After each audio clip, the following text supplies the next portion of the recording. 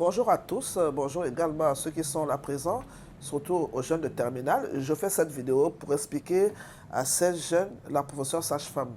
Parce que l'objectif de cette présentation est de susciter chez ces jeunes un engouement pour venir s'inscrire à la faculté de la maïeutique ou à l'IMSA ou dans les écoles qui forment les sages-femmes.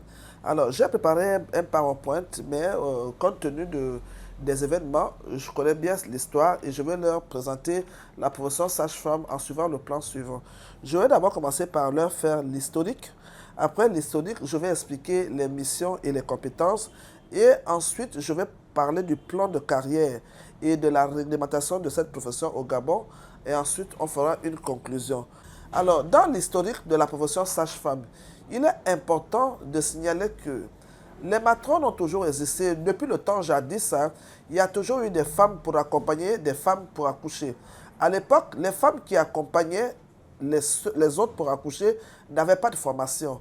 Donc, on les appelait les matrones parce qu'elles étaient formées juste sur le tas et pour aider un bébé à naître. C'est ainsi que les médecins coloniaux avaient pris souci de la naissance en Afrique. Ils ont commencé d'abord par demander à former les sages-femmes. Donc la première école avait été ouverte en 1918 à William Ponty au Sénégal. Cette école était une école d'élite qui formait vraiment des sages-femmes. À l'époque, les prérequis n'étaient que le CEP. Il fallait avoir le certificat d'études primaires et élémentaires. Et l'école formait en même temps les sages-femmes, les médecins, les institutrices. Et je peux vous rassurer que l'ex-président, le défunt Houphouët-Boigny, est sorti de cette école. Donc, l'école a formé beaucoup de sages-femmes à William Ponty. Les Gabonaises étaient là-bas. Mais cette école-là avait été vite décentralisée dans les années 1942. Il y a eu une réforme de l'école. Au lieu que les Gabonaises aillent encore à William Ponty, les Gabonaises allaient maintenant se faire former comme sage-femme à Édouard Renard à Brazzaville. L'école de Brazzaville avait ouvert les portes dans les années 42-43 et cette école-là formait des sages-femmes, mais avec des prérequis qu'il fallait au moins avoir le BPC. À l'époque, ce n'est pas toutes les sages-femmes qui avaient le BPC, mais dès que vous avez le CEP, on vous acceptait également pour faire cette formation. L'école de Renard a bien résisté jusqu'aux avènements de l'indépendance en 1960, où, après les indépendances, les pays africains ont commencé à former leurs propres sages-femmes. C'est ainsi que le 3 novembre 1960, la formation des sages-femmes a commencé au Gabon, derrière l'hôpital, à l'école appelée l'ENSAS. Cette formation-là exigeait bien les prérequis de troisième. Il fallait au moins avoir le BPC et il fallait également être admise à un concours qui se passait. Et les sages-femmes étaient très bien formées parce que la formation était en alternance. Elle se faisait à l'école et à l'hôpital. Et par des médecins coloniaux, la plupart des cours se faisaient directement sur le lit des malades. C'est ainsi que l'école avait formé plusieurs sages-femmes, donc plusieurs promotions de sages-femmes, jusqu'à sa fermeture en 1983. En 1983, grâce à Madame Antoinette d'Olivera, la formation des sages-femmes a commencé à l'université en 80. Si vous avez bien entendu, l'école de les sages-femmes en 83, mais l'école de la faculté de la maïeutique, à l'époque appelée Centre des œuvres universitaires des sciences de la santé, qu'on appelait le CUS, a ouvert en 80. Donc il y a eu une promotion qui a ballotté, qui a été formée pendant que les autres commençaient à l'université. Alors, l'universitarisation des sages-femmes s'est passée sans difficulté, mais sur un seul courant pédagogique. Maintenant, dans les années 2018, vous voyez plusieurs années après, presque 40 ans, de 1980 en 2000 jusqu'à 2018, à peu près une quarantaine d'années, la faculté de la maïeutique a fait une révolution. Et vous savez bien que le système LMD qui a commencé dans plusieurs pays en 92, la France a été l'un des derniers pays à adhérer au LMD. Mais nous avons adhéré au LMD qu'en 2018. Nous nous sommes arrimés aux technologies pour former les sages-femmes sur le système LMD. Et donc, lorsque les sages-femmes ont commencé à être formées sur le système LMD en 2018, il faut avouer que nous sommes dans notre première promo.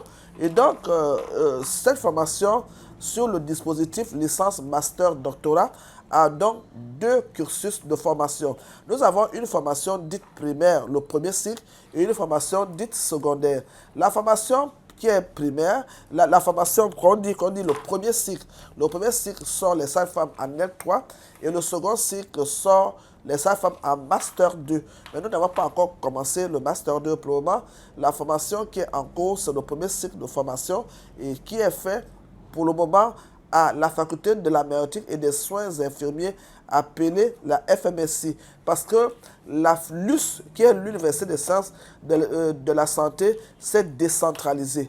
Et donc, les sages-femmes maintenant sont désormais formées dans cette école-là. C'est un peu l'historique de la profession que je voulais vous présenter pour dire à ces jeunes qui me regardent aujourd'hui que lorsque vous rentrez à l'école de sage-femme, ne pensez pas que vous allez rester 3 ans, 4 ans, 5 ans, 10 ans. Si vous voulez aller au doctorat, vous avez la possibilité d'aller jusqu'au doctorat. Pour le moment, nous sommes en voie d'ouverture du master dont les sages-femmes suivront le second cycle de leur formation.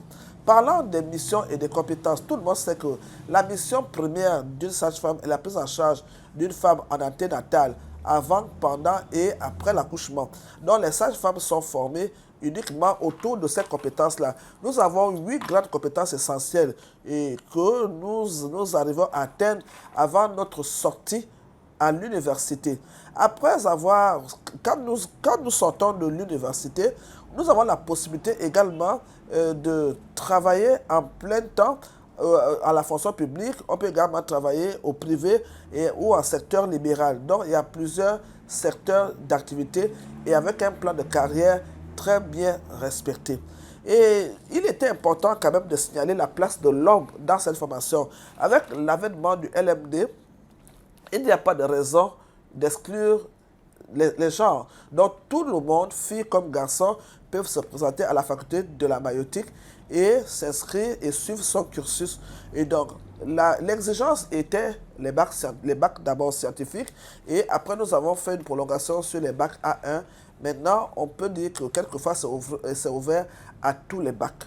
Et maintenant, quand il s'agit de la réglementation de cette profession-là, selon la loi 0038 du 23 août 2021, cette profession-là a vu une réglementation grâce aux élections et qui se sont passées. Alors, notre première présidente s'appelle Mme Ibinga Koukoula Rachel, qui est actuellement la présidente de l'ordre. Et donc, ce qui stipule que pour la profession étant réglementée, pour exercer, il faut aller d'abord s'inscrire également à l'ordre des sages-femmes et on vous donne le droit de jouir de certaines prestations ordonnales. Maintenant, ce que je peux dire aux jeunes pour terminer, et je veux leur dire que la profession de sage-femme n'est pas une profession qu'on vient faire sans amour. C'est une profession qui exige des connaissances cognitives à la tête, les connaissances procédurales à la main et les valeurs comportementales. Parce que pour faire ce métier, nous sommes sur le main, il faut mettre de l'amour. Il faut tout le temps s'arrimer aux technologies et de l'information et de la communication pour être au moins compétitive à l'étranger et ne pas rester là à être comme si on n'avait pas le niveau. Il faut toujours aller être en quête de la recherche. C'est pour cela que Mme Esso a dit dans son discours qu'on ne peut pas être sage-femme si on ne casse pas le chevron. Ça veut dire que pour être sage-femme, il faut travailler durement. Je vous dis merci et bye bye. On vous attend aux inscriptions de sage-femme. Merci.